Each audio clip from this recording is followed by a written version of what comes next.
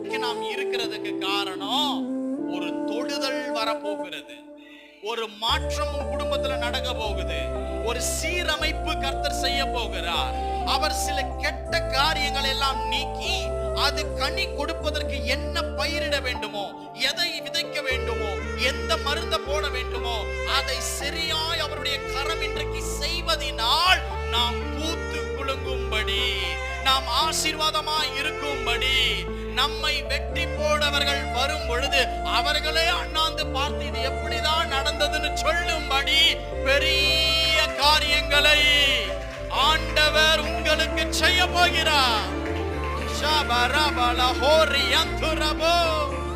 கர்த்தர் உங்க சிறையிருப்பை மாற்றுவார். இரண்டாவது, கர்த்தர் கம்பீரமான அறுவடையை வறண்டு போன உங்க வாழ்க்கையில கொண்டு வரப்போகிறார்.